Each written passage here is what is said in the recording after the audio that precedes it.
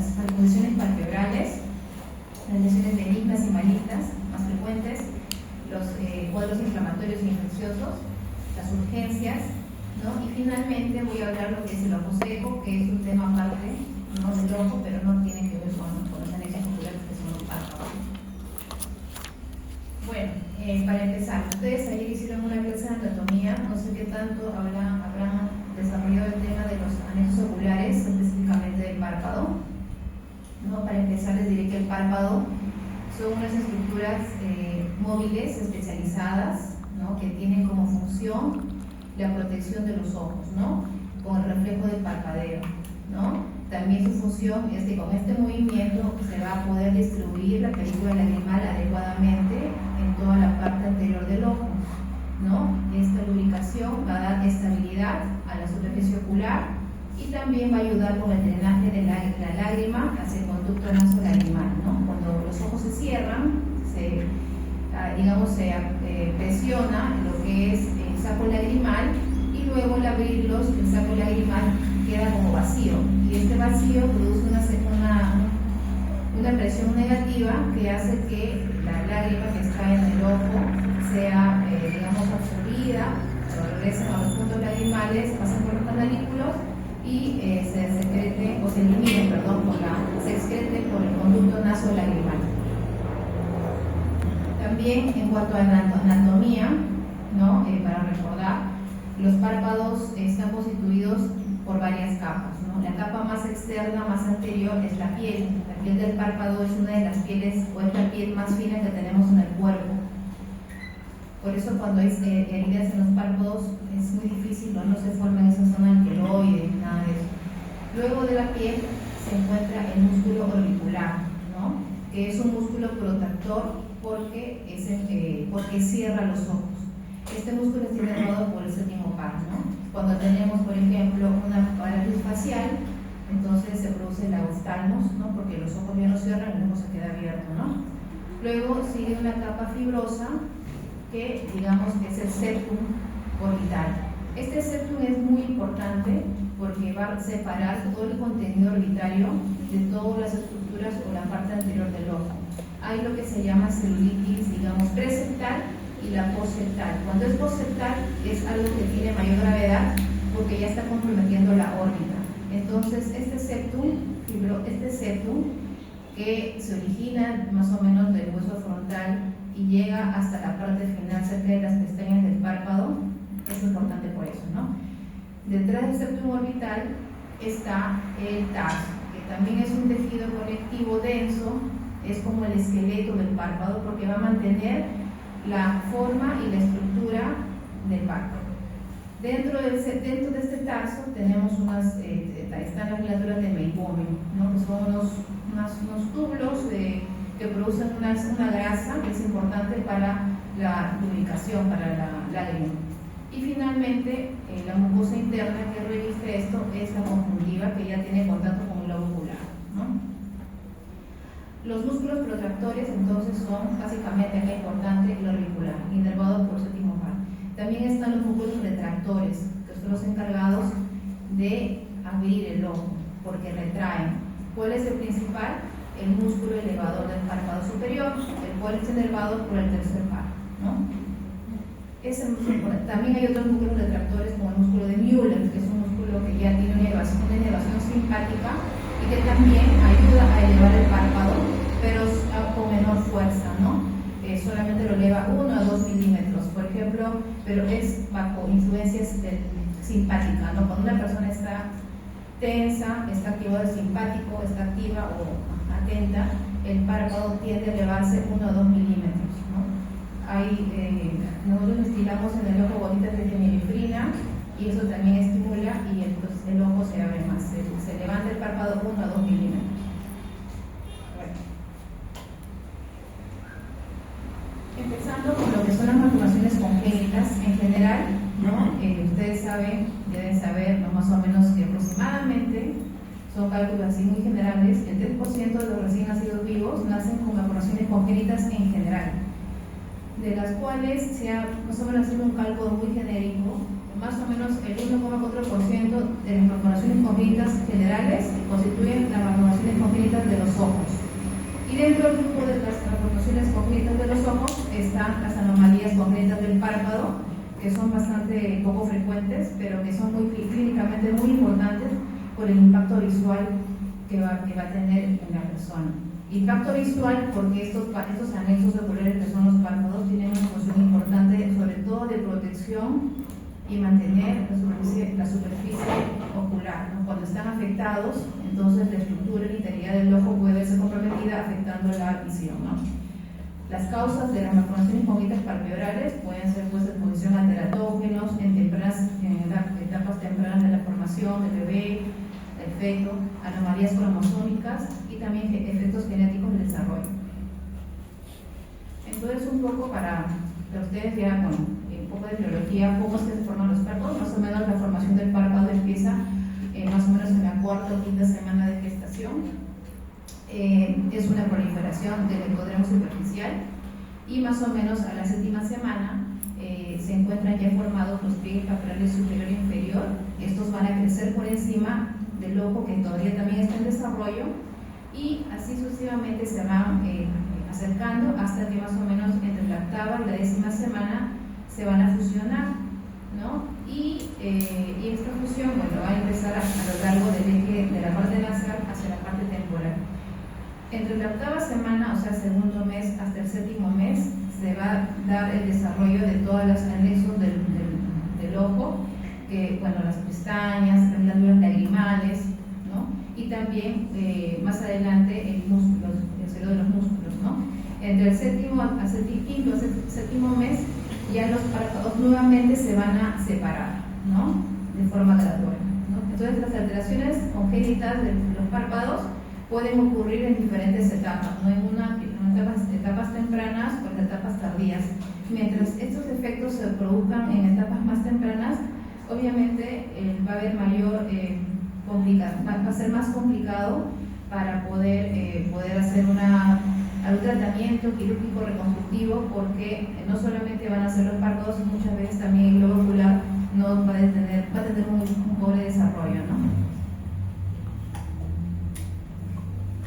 Entonces, más o menos en general, en las primeras semanas de gestación, ¿no?, que se van a dar la formación de los pliegues palpebrales, esto se va a dar entre la quinta y sexta semana. Entonces, en los párpados van a haber alteraciones como el clictoftalmos o también el coloboma. Esos son netamente de los párpados. También en estas semanas puede haber afectación del desarrollo del globo ocular. Entonces va a haber un microftalmos, ojo pequeño, o si no, un anoftalmos, prácticamente ausencia del globo ocular. Pero estos dos, yo no voy a hablar, lo van a hablar seguramente en el tema cuando ustedes hagan órbita. Después también, entre el quinto y séptimo mes, que se produce la separación de los párpados, también se pueden dar alteraciones como la anquilobléfaro, la blefarofimosis, el epicanto, el epibléfaro, el ectropion congénito o el entropion congénito. Eso vamos a verlo ahora. Entonces, esta primera alteración, que es el clictoftalmos, consiste en la ausencia total o parcial de los párpados, ¿no? El ojo va a estar cubierto por piel, no va a haber hendidura palpebral y generalmente va a estar museado con anomalías oculares. Como son las primeras semanas de gestación, entonces también va a haber alteración del globo ocular, ¿no? Esto puede ser unilateral o puede ser bilateral. Por ejemplo, un síndrome asociado con el clictoftalmos es el síndrome de Fraser, donde va a haber clictoftalmos, pero también van a haber otras malformaciones sistémicas como la sindactilia, malformaciones genitales, alteraciones respiratorias, anomalías auriculares. El coloboma es otra alteración en la cual va a haber un defecto que va a ser parcial o ausencia del tejido del párpado, ¿no? Que puede ser bien en el párpado superior o en el párpado inferior, ¿no? Es más frecuente que se presente esto en el tercio medial o central del párpado superior, ¿no? Y puede también ser unilateral o bilateral. Se dice que el coloboma del párpado superior se puede asociar a un síndrome que es el síndrome de Goldenhar, o también conocido como espectro óculo-aurículo vertebral, que son anomalías de los ojos, también de los oídos y también de la columna vertebral. Cuando hay coloboma en el párpado inferior, se asocia también a otros cuadros sistémicos como el síndrome de Treacher-Collins, o también el síndrome de grandes amnióticas. Ya, ahora, entre el quinto y séptimo mes se produce la separación de los párpados, ¿no? Entonces, como les dije, estas alteraciones son pilobléfaro, blefarofimosis, epicanto, eubibléfaro, los ectropios y ectropias congénitos, ¿no? El anquilobléfaro consiste en la fusión parcial o total de los bordes palpebrales, ¿no? Como en esta foto, ¿no? Mayormente este tipo de alteraciones son esporádicas y autosómicas dominantes. Estos defectos, debido a que se presentan al final de la gestación, cuando prácticamente ya está desarrollado el globo ocular y casi todos los anexos del ojo, son bastante benignas y muy manejables. Basta con hacer un sencillo corte, ¿no? En la zona de esta membrana, digamos, y la persona no requiere mayores cirugía completa. Después, también el ectropio congénito, el ectropio, que es cuando el párpado está vertido hacia afuera, también puede darse de forma congénita, y esta alteración va a producir que el ojo esté más expuesto, ¿no? La conjuntiva se encuentre más expuesta, y esto puede ser unilateral o puede ser bilateral, y cuando la conjuntiva está más expuesta hay más riesgo de que haya un daño ocular. Por reflejo va a haber un lagrimeo y también se va a producir una queratitis, ¿no? La queratitis es la inflamación de la córnea. La córnea, cuando está expuesta, no hay una buena lubricación, se reseca y se empieza a lesionar, se llama queratitis puntata, etc. Y todas esas lesiones confluyen y se convierten en una úlcera corneal. La úlcera corneal, si es muy complicada, se infecta o es muy profunda, deja secuelas como leucomas corneales, ¿no? Y todo esto afecta a la gruesa visual y la visión del niño, ¿no? Estos casos ya cuando afectan capas más profundas ya dejan secuela de leucomas, y el tratamiento de un niño con esto, bueno, así ya prácticamente eso es para un trasplante corneal, ¿no? Pero usualmente los trasplantes corneales no son buenos en los niños, no tienen un buen pronóstico, pero bueno, es el único manejo que se le puede dar. Entonces es importante, si vemos un ectropio, el manejo y ver hasta qué grado es conservador y si ya es necesario el quirúrgico, ¿no? Y estos ectropios, estas alteraciones de los párpados se asocian también con otros síndromes como el síndrome de blefarofimosis, síndrome de Down o también ichthyosis, ¿no? Doctor, ¿conservador Sí. se refiere a gotas, tal vez? ¿Cómo? ¿Conservador Claro, gotas? sí. Como de respirar nomás. Claro, se le ponen gotitas, se le aplican geles, parches, ¿no? Más que nada para limpieza y humectar nomás. Humectar y mantener el ojo ocluido y humectado. Ah. El entropio congénito, al contrario del ectropio, es la inversión hacia dentro del párpado, ¿no? Y esto lo que va a hacer es que las pestañas hagan contacto con el globo ocular, con la córnea, y la córnea es una estructura altamente inervada y muy sensible, o sea, la córnea es muy sensible, eso produce lagrimeo, dolor, fotofobia, ¿no? Y bueno, también esto va a producir problemas en la córnea, y eso por eso también el manejo en estos casos quirúrgico, y si es posible conservador, igual con humectantes, ungüentos, para que se pueda amortiguar un poco el daño mecánico de estas pestañas en el globo ocular, ¿no? Doctora, en este caso he visto personas que llegan a tener esta acción, o sea, bueno, este tema que se le mete las pestañas en la parte inferior, pero con la edad, o sea, por un defecto muscular. ¿Se le denomina también entropio? Sí, lo mismo. Pero no es congénito desde ahí. Es involutivo. Ah, sí. Las cosas más frecuentes de entropio en ectropio son involutivas realmente. Los congénitos no tanto, pero sí. Pero el tratamiento es igual. ¿Cómo? El tratamiento es igual en ese caso. Más o menos, porque en el caso es que depende. En el caso del entropio involutivo es por una laxitud de los tendones tarsales del párpado, entonces ahí hay que hacer una corrección, un plegamiento. En el caso de los niños tienen muchas veces malformaciones anatómicas. Entonces ahí es una cirugía diferente para reemplazar y poder tensionar estos tejidos que no han desarrollado bien, ¿no? Es diferente. Pero igual se denomina entropio, igual. Sí, solamente por el cuadro es entropio, pero el manejo quirúrgico es otra cosa. Gracias. El eubibléfaro también es un aumento horizontal de la estructura palpebral con elongación y laxitud del párpado inferior en su porción más lateral, ¿no? Como que tienen expuestos los cantos externos, ¿no? Entonces, esto también genera lagoftalmos y también úlceras por exposición. El epibléfaro es una anomalía congénita que existe en que hay un pliegue redundante de piel y también a veces de músculo, ¿no? Que empuja las pestañas hacia adentro y hace que la pestaña contacte con la córnea, pero no porque el párpado estuviera invertido, sino porque la piel, como el músculo auricular, están empujando hacia atrás las pestañas, ¿no? Y este epibléfaro es frecuente en algunos, los que son orientales, ¿no? A veces tienen mucha piel en esta zona de los párpados y bueno. El manejo es también conservador con gotitas, ungüentos, ¿no? Hasta ver que el niño desarrolle su carita mejor y el ojo se abra mejor, porque a veces también la nariz cuando se levanta y va creciendo va abriendo más, el canto interno se va abriendo y mejora esto.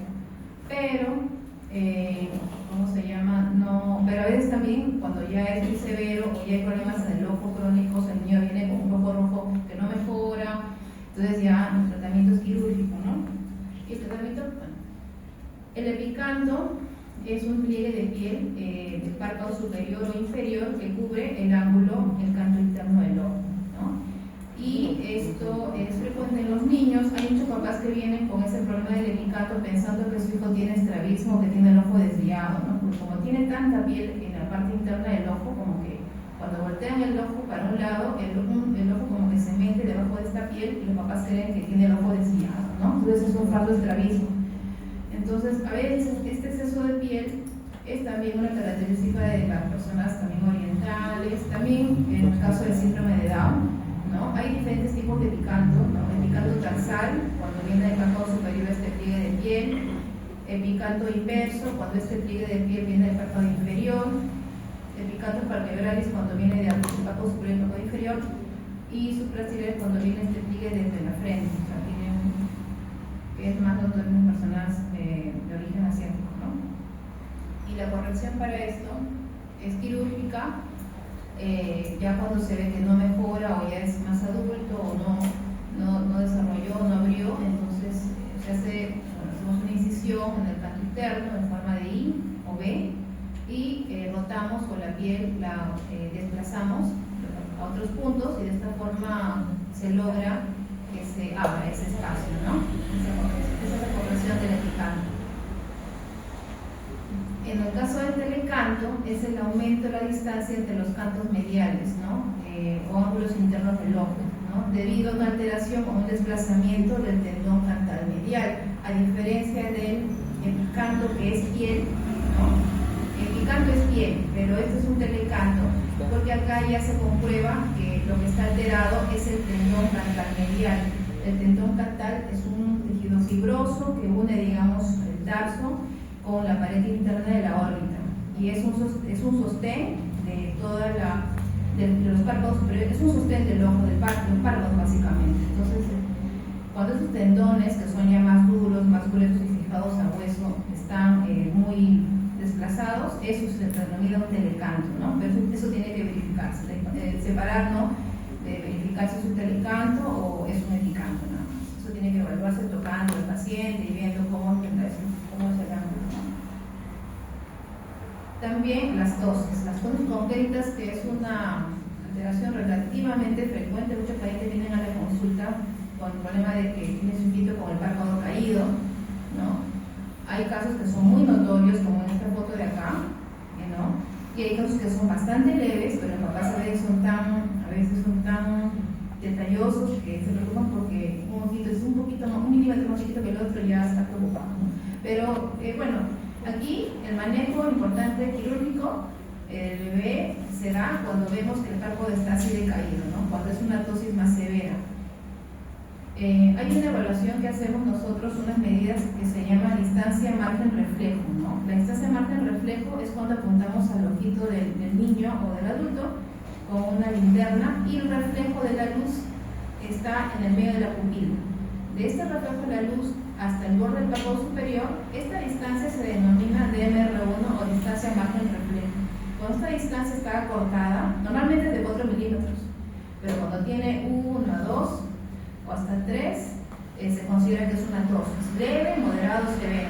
Cuando se tapa, o el párpado caído prácticamente este reflejo luminoso ahí, significa que el eje visual está obstruido por el párpado. Entonces, esos casos en niños es importante hacer el manejo quirúrgico, porque si no, si este niño tiene el ojo caído, no va a desarrollar, porque ustedes saben que es el neurodesarrollo, en la etapa sensible de la infancia, si está con una párpado caído, pues se llama, va a desarrollar ojo perezoso o ambliopía por deprivación, ¿no? Entonces, es importante evaluar la tosis, ¿no? ¿Y por qué se produce la tosis en estos niños?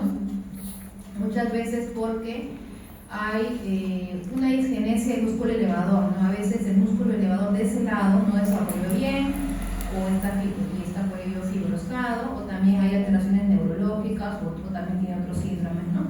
Entonces, el riesgo de esto, de la tosis severa, es una ambliopía por deprivación, ¿no? El síndrome de blefalofimosis también es otra alteración congénita de los párpados, que es una enfermedad genética, hereditaria. Muchas veces lo tienen los papás, los hijos, los abuelos, eso ya viene, es de familia, y asociado muchas veces a mutaciones del gen FOXL2, y se caracteriza por hallazgo de 4 puntos. Primero, blefalofimosis, que significa que la hendidura palpebral es corta, ¿no? La hendidura de los párpados es corta. Tosis palpebral, ¿no? La tosis palpebral. El epicantos inversos, ¿no? El epicanto que viene del párpado inferior, y el telecanto, ¿no? La separación de los cantos internos por un tendón cantal demasiado desplazado, ¿no? Entonces, esas 4 características son de la blefalofimosis. También otras alteraciones son la disquiasis, ¿no? Disquiasis, ustedes se tienen muy bien oftalmo, ¿no? O sea, supongo que no han visto mucho. ¿De qué es disquiasis, por ejemplo? Triquiasis, disquiasis, no han visto, ¿no? Ya van a ver. ¿No? ¿Cómo? ¿El disquiasis o triquiasis? Por encima de lo que sería la línea gris. ¿Cuando la señal crece o qué? Cuando crece normalmente. Ya, cuando crece normalmente es disquiasis. La triquiasis es cuando crece en una dirección diferente. ¿Ya?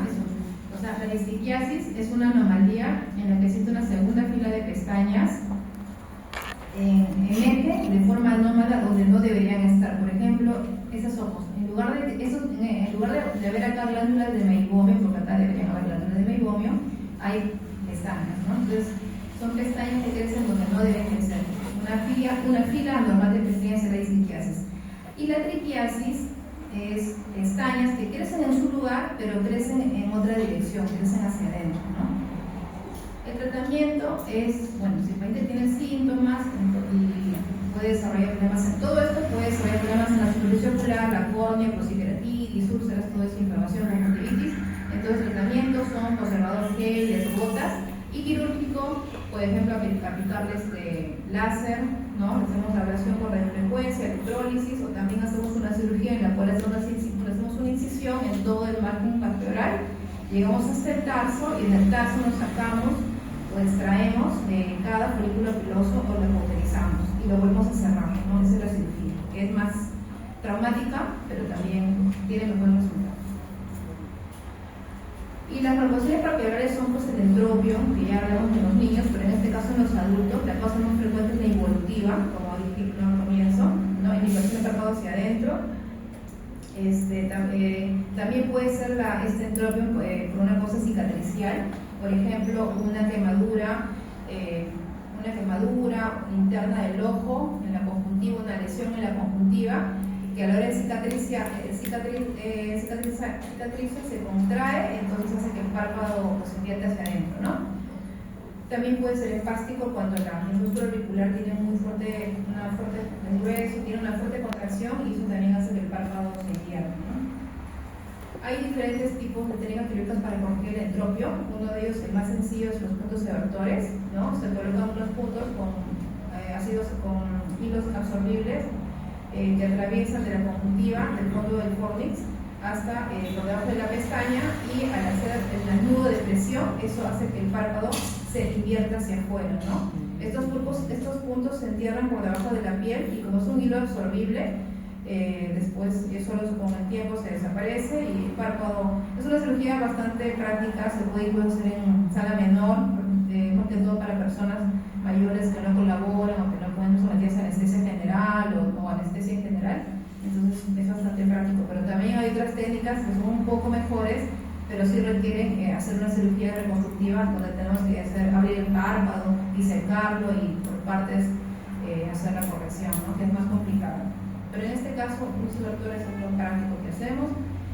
El entropia es la inversión de párpado hacia afuera, también la cosa muy frecuente es la involutiva, y esto pues, puede hacer que haya lagrimeo, sequedad ocular, molestias, todo, ¿no? En involutiva, pero también esto puede ser cicatricial, por ejemplo, quemaduras en piel, ¿no? Que puede a la hora de cicatrizar hacer que la piel se contraiga y quede, pues, o sin un tumor que produzca tracción de la piel o jale la piel y queda, pues, ¿no? Entropio, ¿no? Y acá el tratamiento del entropio, por ejemplo, colocación de injerto ayuda bastante, ¿no? Muchas veces sacamos injerto de piel detrás de la oreja, injerto retroauricular, ¿no? Pegamos y bastante con el tiempo o con las semanas recupera bastante bien la posición del párpado, ¿no?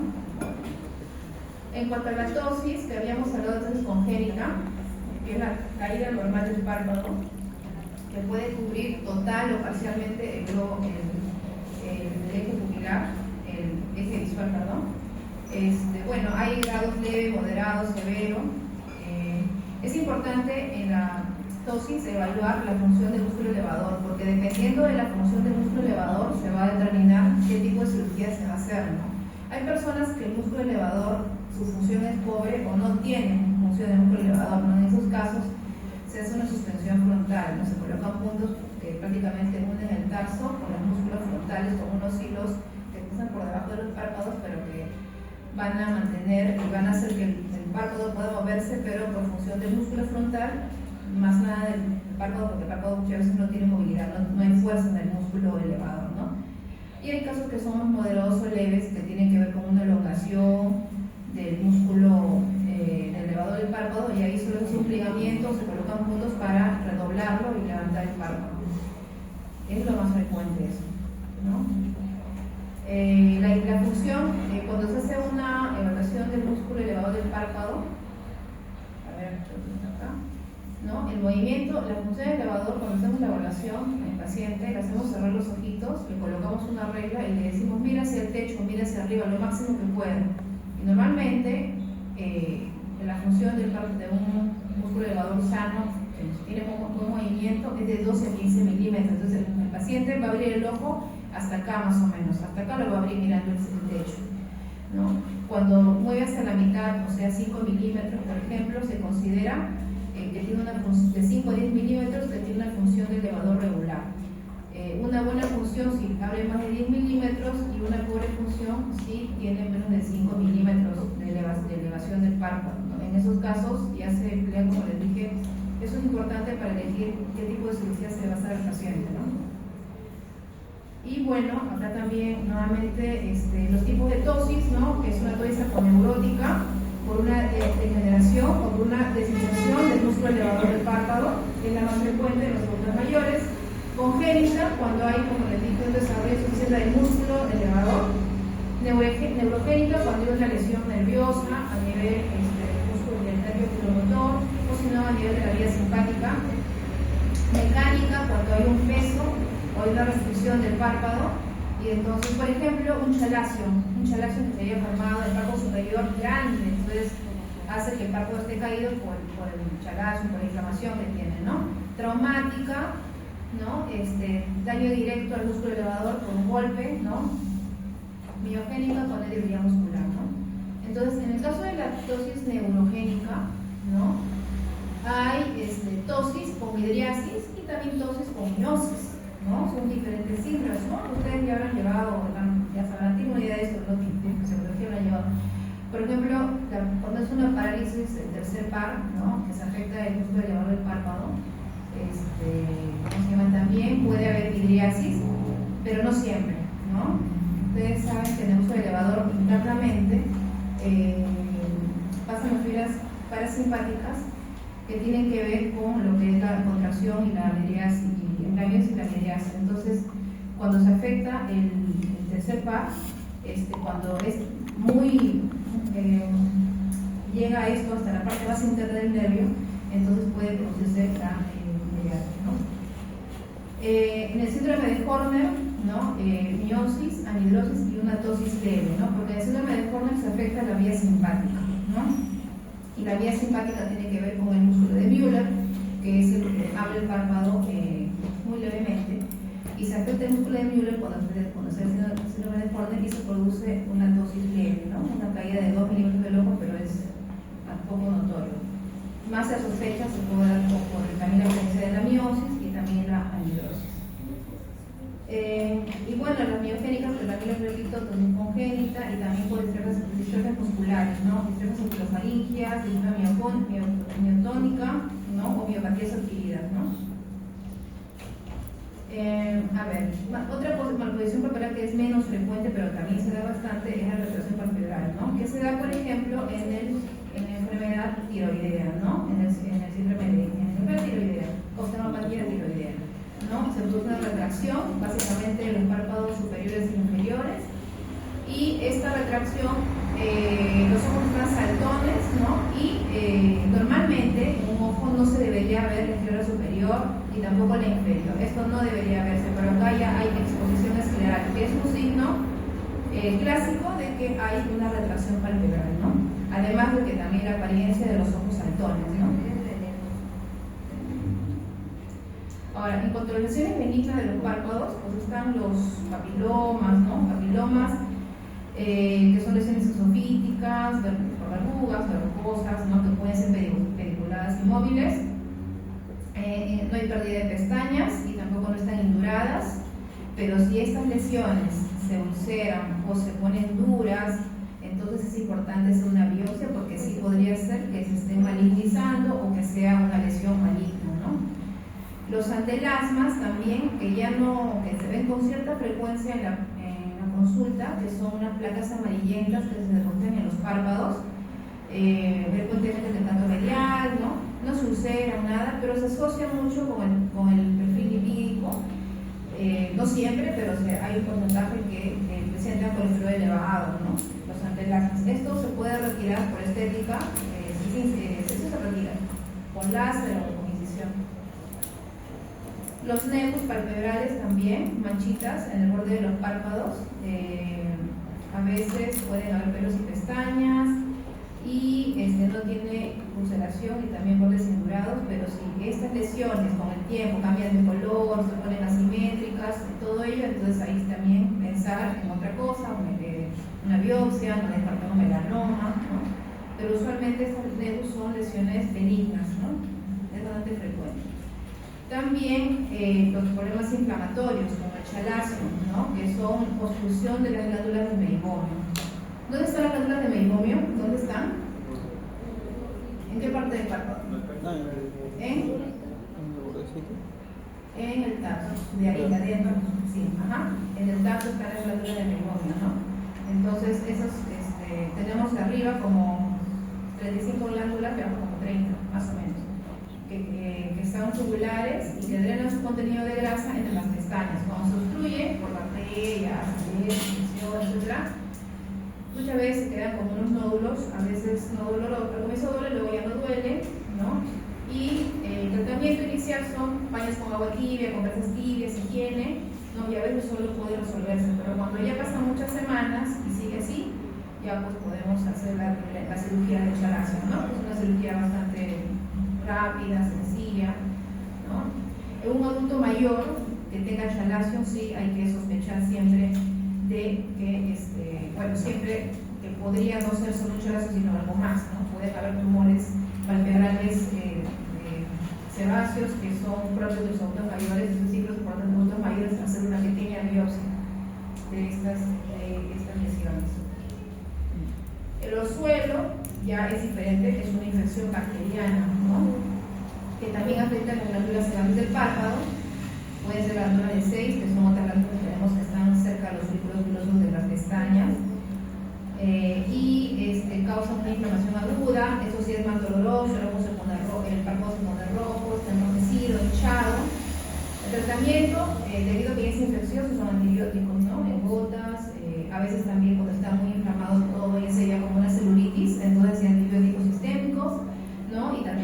ungüentos y también cuando baja el dolor, o con pastillas para el dolor, pero cuando baja el dolor se podrían hacer también aplicación de compresas calientes, ¿no? Pero cuando ya no hay síntomas, porque si no, no sería tolerable, ¿no? La meibomitis, ¿qué son? Los 40. No, pero he empezado yo, creo que empecé a las 2010, ¿no? Sí, un poquito más porque ¿qué vas a sacar? Entonces, acá hay una foto del caso con su lado de meibomio que les comenté, ¿no? Entonces, también la meibomitis es muy frecuente en los jóvenes. Han habido rotantes conmigo que han tenido meibomitis, es muy frecuente, es causa del ojo seco. Estas glándulas sebas se obstruyen, ¿no? Y cuando se vierte el párpado, vemos en el borde de las pestañas así vemos. Cuando presionamos un masaje sale un material sebáceo bien denso, ¿no? Y esto afecta, ¿por qué? Porque estas glándulas sebáceas que deben producir una grasa líquida, lamentablemente esta grasa está más densa y esta grasa ya no funciona. Esta grasa es importante porque forma parte de la película lagrimal. Entonces la película lagrimal ya no es de buena calidad, ya no tiene grasa, rápido se evapora, entonces están los síntomas del ojo seco, del ojo rojo, de la ocular. Es importante el manejo. Además, la inflamación crónica de las glándulas de meibomio puede hacer que con el tiempo estas glándulas se atrofien. Cuando se atrofian estas glándulas, también eso es una causa también ya del ojo seco, ¿no? Es más frecuente que se afecten cuando los pacientes tienen, por ejemplo, acné o también rosáceo, ¿no? Asociado también con blefaritis. Blefaritis significa la inflamación e infección de las pestañas. Ustedes seguro ahora cuando están en oftalmo van a ver bastantes casos de blefaritis. Blefaritis es muy frecuente. Y también factores externos como el uso de pantallas, mal higiene palpebral, celulares, también pueden directamente producir afectación de estas glándulas, ¿ya? Entonces, para el tratamiento de estos meibomitis son higiene palpebral, ¿no? Compresas tibias, masaje de los párpados, si hay inflamación, sobrecrecimiento bacteriano, antibióticos, y si es un caso crónico de acné en la cara y bastante chalazo, blefaritis, antibióticos tipo doxiciclina, lo que indicamos, que ya lo emplean durante 2 a 3 semanas y con un tratamiento conjunto con el dermatólogo, ¿no? Porque generalmente tienen estos pacientes rosácea o un acné vulgar. Las lesiones malignas más frecuentes es el carcinoma vasocelular. El carcinoma vasocelular raramente metastatiza, es una tumoración que tiene un borde sobrelevado, presenta muchas veces telangiectasias y afecta más que todo el párpado inferior y la parte interna, tanto medial, ¿ya? Es un nódulo que tiene borde sobrelevado. Y aquí característico, y siempre hay que tener en cuenta la sospecha cuando vemos madrosis, ¿no? O sea, ausencia de pestañas en esta zona o distorsión del margen, el margen braquial se ve irregular. Entonces, cuando vemos esas características, hay que pensar algo maligno, ¿no? Entonces, ahí tiene que hacerse pues una exéresis de tejido, una biopsia, ¿no? Cirugía de MOS, ya seguramente con ustedes no se tendrán una idea de la cirugía de MOS, en la cual es una cirugía larga en la cual se van sacando todo el tumor y los márgenes van yendo en este momento a un patólogo que lo va evaluando si hay células ahí cancerígenas o no, y van informando a sala cómo van encontrando hasta que llega un punto en el cual ya no se encuentran células malignas y ahí acaba la cirugía y recién ya se hace la reconstrucción. Esta cirugía de MOS, ¿no? Que no es una cirugía bastante ideal, pero no es tan no lo hacen mucho en nuestro país, es bastante caro por el tiempo quirúrgico y porque es todo un equipo multidisciplinario que tiene que trabajar, el oculoplástico, oftalmólogo y también el dermatólogo y con todo ello, ¿no? Bueno, después también están los carcinomas, otras lesiones malignas también pues, que tienen relativa frecuencia, es un carcinoma epidermoide, que es un cáncer más agresivo. Y también pues hay alteración, crecimiento rápido de este cáncer, es doloroso y crece rápidamente, ¿no? El carcinoma sebáceo, síndrome mascarado, porque muchas veces asemeja que fuera un chalacio, pero no lo es. Usualmente es en adultos mayores, ¿no? Aparece como un chalacio, como un nódulo amarillento, eritematoso. Y bueno, también pues es importante la exéresis completa, ¿no? Si se puede la cirugía de MOS, ¿no? Y eso siempre hay que evaluar los adultos mayores, ¿no? Y el melanoma palpebral, ¿no? Que es una lesión asimétrica deformidad, triángulos irregulares, y también puede ser, muchas veces también no siempre es negro, también puede ser amelanótica, ¿no? También igual, la incisión con márgenes 4 o 5 milímetros alrededor de la lesión, aunque márgenes de seguridad 4 o 5 milímetros alrededor de la lesión, de tejidos sanos, también se tiene que extraer, ¿no? En caso del peroneo. Bueno, y acá es simplemente, como dije al comienzo, la celulitis, ¿no? Las inflamaciones, infecciones de los párpados. Es importante el conocimiento del septum orbital, ¿no? Que es el que divide lo que es todo el contenido orbitario de la parte de los párpados, ¿no? Por ejemplo, tenemos la celulitis preseptal y la postseptal. En la preseptal, esto incluye lo que es la piel, el músculo, ¿no? El músculo auricular, toda la parte superficial de los párpados. Cuando es postseptal, estamos hablando de la grasa de la órbita, los músculos extraoculares, el nervio óptico y los vasos, ¿no? Y cuando es postseptal, hay un riesgo de que haya una pérdida visual o complicaciones intracraneales. Puede abrir el seno cavernoso y hacer abscesos, etc. Entonces, es importante poder, cuando tenemos un paciente que tiene edema o celulitis, determinar si es una celulitis solamente anterior o una celulitis orbitaria, ¿no? Entonces, ¿cuáles son los signos de alarma cuando tenemos una celulitis? La presencia de proctosis, la presencia de dolor, cuando el paciente mueve los ojos le duele y indica de que hay compromiso en la parte posterior, ¿no? Oftalmoplegia, que haya alteración o dificultad para mover los ojos y se manifiesta como una diplopia, ¿no? Pero cuando ve al paciente de costado ve doble, ¿no?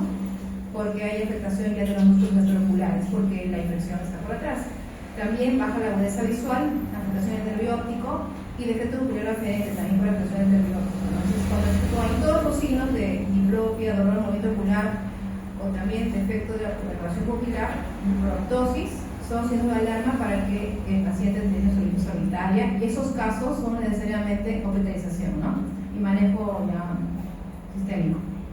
Bueno, eso es esto, y bueno, acá es más de lo mismo, realmente, esto ya lo van a leer bastante para diferenciar bien en unas urgencias o emergencias. Y el otro tema que quiero hablar es acerca del síndrome de ojo seco. El síndrome de ojo seco, ¿no? Es importante porque tiene una prevalencia que aumenta con la edad, ¿no? El 10% se da en las personas de 30 a 60 años y el 15% en personas mayores de 65 años. Es más prevalente en las mujeres, por temas también hormonales. El 10 o 20% de población tiene mayor de 40 años y tiene síntomas muchas veces moderados o severos. Y es importante porque es un impacto en el ojo seco, en la calidad visual y también incluso en los resultados quirúrgicos, ¿no? Pacientes que son sometidos a cirugía de cataratas, cirugía refractiva, si tienen ojo seco, el resultado puede verse afectado en cuanto a la visión, ¿no? También en la productividad en personas jóvenes y costes sanitarios significativos, ¿no? Del ojo seco. Entonces, el ojo seco, bueno, hay una definición que es una enfermedad multifactorial de la superficie ocular que se caracteriza por la pérdida de la homeostasis de la película lagrimal, que se acompaña con los síntomas oculares donde hay inestabilidad, hiperosmolaridad de la lágrima, inflamación del ojo, daño y anomalías neurosensoriales. La película lagrimal, ¿no? Está conformada básicamente por tres capas: la capa lipídica, la capa acuosa y la capa mucinosa, ¿no? La capa lipídica está formada por la grasa que producen, por ejemplo, las glándulas de Meibomian. La capa acuosa es producida por la glándula lagrimal y la capa mucinosa por las células caliciformes. Estas tres capas tienen que estar íntegras para que la superficie ocular esté bien y haya una buena estabilidad de la superficie ocular y evitar el ojo seco, ¿no? Pero muchas veces hay alteraciones que se pueden producir en estas capas, las cuales van a generar esa inestabilidad, ¿no? ¿Ya?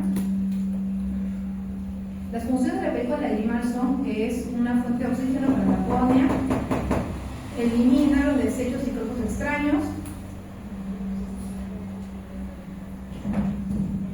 Sí, toca la córnea. Otra clase. Tengo 5 minutos más para terminar, no va a pasar rápido. Es lubricante y protege la superficie contra la infección. Bueno, la lubricación o lo que es la estabilidad de la película lagrimal depende de la unidad funcional lagrimal que está conformada por que esté en buen estado las glándulas lagrimales, los párpados, la córnea, las vías nerviosas, ¿no? Alteración en una de esas estructuras puede producir inestabilidad de la película lagrimal y producir el ojo seco. El rol de parpadeo es importante, ¿no? Muchas veces el parpadeo incompleto reducido por el uso de pantallas afecta porque mayor exposición y ojo seco. Y bueno, pues esta pérdida de homeostasis que se da produce inestabilidad en la lágrima, hiperosmolaridad, inflamación y daño en vitalidad. ¿Cuáles son las causas de una inestabilidad de la película lagrimal? Déficit de vitamina A, cirugías oculares, uso de lentes de contacto, estrés ambientales, uso de aire acondicionado. ¿Ya? El ojo seco en general se clasifica en evaporativo, autodeficiente o el mixto. El evaporativo cuando hay una alteración en la capa lipídica. Como les dije, cuando las glándulas de Meibomian se afectan, entonces la grasa de la película lagrimal no permite que se rompe, y esto hace que la lágrima rápidamente se evapore y se produzca el ojo seco. Acto deficiente porque la glándula lagrimal no produce buena cantidad de lágrima, y eso también puede ser por un síndrome de Sjögren o un problema de paciente que tenga autoinmune, o el mixto, que puede ser ambos mecanismos combinados, ¿no? Aquí hay una clasificación justo de lo que he mencionado, causas de lo que es el déficit de secreción lagrimal, o también el ojo seco evaporativo, que es producido por la capa de grasa que está afectada en el ojo seco evaporativo. ¿Cuáles son las causas? Que voy a mencionar. Los factores de riesgo, que pueden ser modificables y no modificables, y el cuadro clínico, ¿no? El cuadro clínico, irritación, sequedad, fotofobia, lagrimeo, ojo rojo, fatiga. Exámenes para el ojo seco, vamos a ver en consultorio, seguramente ya lo van a ver ustedes, el Tear Breakup Time, que es un examen para ver la integridad de la película lagrimal, la evaluación del menisco lagrimal, que ya se ve con la lámpara de hendidura, que ya van a ver ustedes en consultorio, el tinte con fluoresceína en el ojo para ver, es importante para ver si hay compromiso de la superficie de la córnea, el examen de Schirmer para ver la producción de lágrima con la glándula lagrimal. También hay otros tintes como el verde de visamina o rosa de bengala para ver si hay afectaciones en la superficie ocular, ¿no? También la meigografía, que es un examen para ver las glándulas de meigomio del tarso de lo que está en los párpados, ¿no? Para ver si están obstruidas. También la osmolaridad lagrimal, que hay grados, ¿no? Cuando tenemos menos, normales que tengamos 300 milosmoles por litro en los ojos, que es lo normal. Si tenemos esto más elevado, la osmolaridad, eso es un signo de que el paciente tiene inflamación y ojo seco.